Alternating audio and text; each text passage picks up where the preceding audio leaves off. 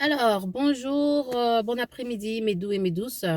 Qu'est-ce que vous dit la citation de joindre l'utile à l'agréable? Qu'est-ce que cela vous inspire?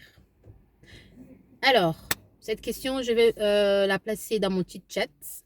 Qu'en dites-vous sur ma page 12 brises matinales sur Facebook, dont j'ai un groupe qui s'appelle Chit Chats. Qu'en dites-vous?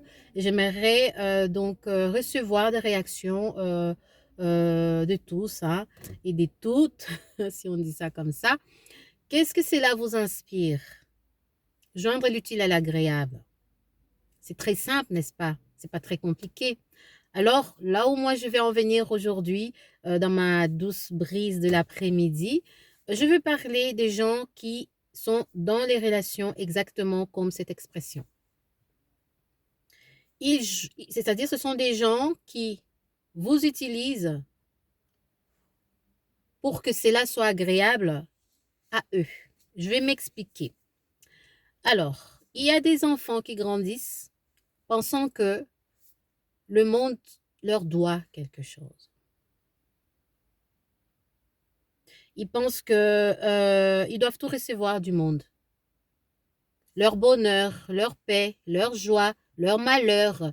En fait, tout leur est dû. Et je vais interpeller les mamans, surtout les mamans qui gâtent les enfants, qui n'aiment pas punir les enfants, qui aiment chouchouter. En fait, c'est pas mauvais, c'est pas mauvais. Mais au fait, hein, il y a toujours deux dualités dans le monde. Il y a le bien et le mal.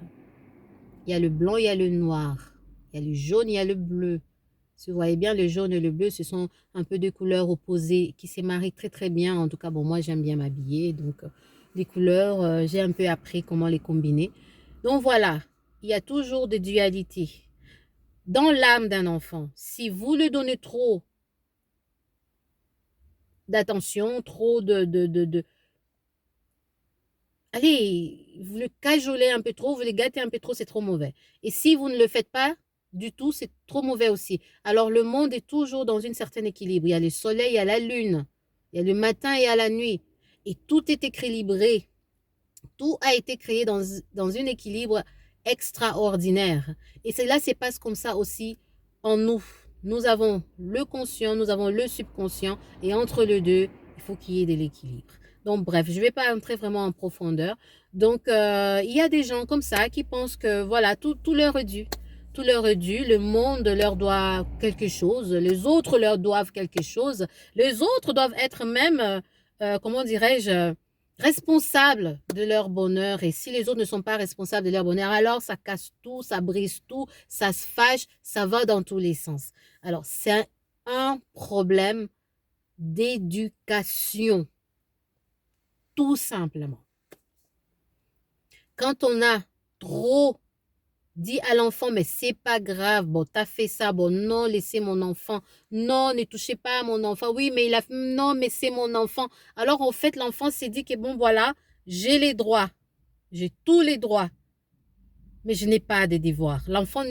Finalement, l'enfant ne connaît pas le sens du devoir. Le sens du devoir, c'est-à-dire que, ok, j'ai quelqu'un d'autre en face de moi qui n'est pas moi, qui n'est pas une extension de ma personne, à qui je dois peut-être servir aussi à quelque chose. Ce sont des personnes adultes qui deviennent adultes, qui entrent dans des relations pour vider la vie des autres, parce que on leur a appris à prendre, on ne leur a pas appris à donner, on leur a appris que tout vous est dû.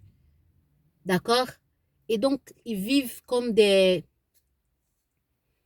Ils ne vivent pas dans la réalité de leur propre monde. C'est pour ça que j'ai dit joindre l'utile à l'agréable. Ce sont des gens qui, vraiment, dans leur relation, ils vous traitent comme cette citation. Je te joins à mon agréable à moi. Et quand ce n'est plus agréable, ben, oups, piti, je vais aller chercher quelqu'un d'autre qui va être... voilà, quoi. Vous avez compris. Pourquoi j'en parle aujourd'hui? J'en parle aujourd'hui parce que je vois beaucoup de gens souffrir. Je parle toujours de mes propres relations. Je ne me base pas sur les expériences des autres, jamais. Pas sur ce que j'ai regardé à la télé, non, pas du tout. Si je n'ai pas vécu ou si je ne connais pas quelque chose ou si je ne l'ai pas expérimenté moi-même, que ce soit dans ma vie personnelle ou dans mon entourage, je n'en parle pas. Parce que je suis quelqu'un qui observe beaucoup. Donc, si je sais, alors je parle. Si je ne sais pas, j'ai la boucle. Donc voilà, c'est vraiment dur pour certaines et pour certaines personnes. Et aujourd'hui, nous avons un peu remarqué une autre tendance. La tendance, c'est que le monde devient trop dur. Le monde devient trop dur, surtout pour la gente masculine. Je pense que je vais avoir beaucoup de réactions, surtout parce que j'ai dit ça. Non, c'est vrai. Le monde est vraiment en train de devenir un peu plus souple pour les femmes.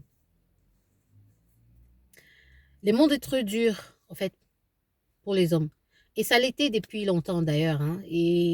Mais ça a surtout à voir avec certaines lois spirituelles que nous ignorons, mais que nous croulons là-dessus. Mais je ne vais pas entrer maintenant dans une sorte de prédication. C'était juste pour parler en fait de ça. Alors, quand tu te retrouves dans cette situation-là, que faut-il faire? C'est comme en anglais, on dit comment on dit, en fait, j'ai oublié complètement, ça ne me vient pas tout de suite, mais ça va me revenir. Il faut, en fait, connaître savoir qui on est, déjà, un, et connaître ses propres valeurs. Parce que ce sont des gens, ces personnes-là, qui vous prennent comme leur outil leur outil. On dira ça, hein, un outil, on utilise. En fait, il faut leur montrer que vous n'êtes pas né pour eux.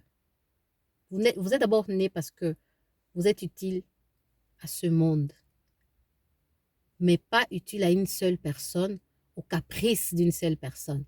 Vous venez avec vos dons, vous venez avec vos talents, vous entrez dans le monde, vous avez tous ces bagages intellectuels, tous ces bagages voilà, d'intelligence et tout, vous entrez dans un monde et puis paf, vous tombez sur une personne qui pense que tout ce que vous avez là était fait pour elle. Il faut reconnaître que vous n'êtes... Et les gens il faut reconnaître que ce n'est pas comme ça. Et les gens qui souffrent dans ces genres de relations, ça peut être avec ton patron, ta soeur, ton frère, ton père, ton mari, ton copain, tout quoi. Ton collègue, ça peut être n'importe qui. Il faut surtout vous rappeler, d'accord, que ces gens, comme ils sont là, ils n'ont rien en eux. Ils n'ont rien en eux, ils sont vides. Ils sont vides. Ils n'ont rien reçu. Ils n'ont rien reçu parce que dire à l'enfant, non, laissez mon enfant, laissez mon enfant, laissez mon enfant, t'as tellement donné, trop de bonbons, ça crée des caries. Alors, ces gens-là ont une carie émotionnelle, une carie psychologique, mentale. Vous voyez? Et ils pourrissent la vie des autres. Alors, si vous vous retrouvez dans des situations comme ça, parce qu'il ne faut pas que je parle du problème, il faut aussi que je parle des solutions, eh bien, c'est reconnaître déjà que vous avez de la valeur, c'est un, mais que vous n'êtes pas là pour être au service d'une seule personne et des caprices d'une seule personne. Il faut bien me comprendre, nous sommes tous au service des uns des autres, dans la mesure du possible, dans la mesure où nous le pouvons. Mais si ça commence à être, si vous commencez à être juste au profit d'une personne ou même d'un groupe de personnes, alors là, il faut directement fuir. Parce que ce que vous avez en vous, vous l'avez de quelque part. Rester dans des circonstances comme ça, c'est aussi de l'orgueil. Parce que vous avez dit, oui, je vais y arriver. Non, tu ne vas pas y arriver, ma chérie, mon chéri. Tu ne vas pas y arriver. Ces genres de relations, il faut les quitter. Il faut les fuir. Ou dis-moi, il faut juste prendre les distances, les temps de se remplir encore d'assez d'énergie pour pouvoir faire face à ces personnes-là. D'accord? Et il faut reconnaître ses valeurs, il faut reconnaître ses talents, il faut reconnaître qui on est. Il faut savoir qu'on n'est pas là. Il y a les personnes qui sont trop empathiques, en fait, Moi, j'ai vu ça. Je connais quelqu'un qui, en fait, tu peux même l'appeler à 3 heures du matin. Tu lui dis, oh, j'ai un problème et tout ça. Et la personne, elle va s'élever de son lit, elle va venir te trouver, elle va essayer. En fait, une fois, cette personne a fait ça pour moi, d'accord? Et elle est partie. Et puis après, je me suis dit, mais mince. J'ai fait ça une deuxième fois pour tester encore, parce que la première fois, j'en avais vraiment besoin. J'avais besoin d'une oreille attentive et tout ça. J'étais complètement down, oui, parce que ça m'arrive aussi. Mais une deuxième fois, j'ai tenté encore et c'était le même résultat. Alors là, j'ai fait asseoir la personne et je lui ai dit, tu sais, tu es une très bonne personne. Quand tu es arrivé ici, tu étais même en train de t'endormir. Tu n'écoutais même pas ce que je te disais. Tu étais en train de t'endormir. C'est pour dire que c'est la deuxième fois que je te vois dans cette situation. Tu donnes un peu beaucoup trop de toi-même. On peut penser que c'est l'amour, mais non, c'est de l'orgueil. C'est de l'orgueil parce que tu penses que tu es capable de résoudre les problèmes de tout le monde. Mais non, à un moment donné, il faut dire stop. Dire stop, ce n'est pas de l'orgueil. Dire non, je ne veux pas, ce n'est pas de l'orgueil. C'est du respect pour sa propre personne. Dire non, je ne peux pas, c'est jusqu'ici et pas plus, parce que, ok, je suis un être humain, j'ai des besoins, et si ces besoins-là ne sont pas totalement remplis, ne sont pas totalement, euh, si je ne trouve pas si je ne me remplis pas moi-même d'assez d'énergie émotionnelle, psychologique et mentale, je ne serai pas en mesure de t'aider. Alors, des fois, il faut laisser, c'est comme la terre, quand tu as assez élaboré, il faut laisser au moins 7 ans. Il faut laisser la jachère. Il faut au moins laisser cette personne-là se reposer, que cette personne-là puisse se ressourcer, que cette personne-là puisse, voilà, c'est remplir encore son être des bienfaits, des bienveillances, de bonté. Et quand cette personne est remplie des bontés, des bienveillances, alors elle pourra encore être utile à d'autres personnes, dans la mesure du possible. Donc, c'est ce que je dis toujours, ne vous laissez jamais faire, ne vous dites pas que je dois faire parce que je dois plaire à tout le monde. Nous naissons tous comme ça, on oublie nos propres besoins. Souvent, nos parents nous disent non, non, non, non, non, t'as pas le droit d'ici, t'as pas le droit de faire ci. Oui, ok, voilà, c'est bon. L'enfant n'a pas, on sait que nous n'avons pas les droits à tout, mais nous avons aussi besoin d'affection, d'amour, de toutes ces choses-là, de considération, de pouvoir s'affirmer. Moi, je laisse mes enfants s'affirmer. Je laisse mes enfants s'affirmer. Mais j'essaye de canaliser. Il faut trouver un équilibre dans tout. Il faut trouver un équilibre dans tout. Trop, c'est toujours nuisible. Trop de sucre, c'est nuisible. Trop d'eau, ben, il y a des gens qui boivent beaucoup d'eau, ils boivent de l'eau, c'est bon pour la santé, mais quand tu en bois aussi beaucoup, ben, tu vas te noyer. Alors que tu n'es pas dans une piscine ou dans l'océan, dans la mer, mais tu vas te noyer. Alors, trop de tout, c'est toujours nuisible. Je ne sais pas, je parle un peu trop vite parce que je suis peut-être un peu sous le coup de l'émotion, vu que je viens de faire cette expérience-là encore.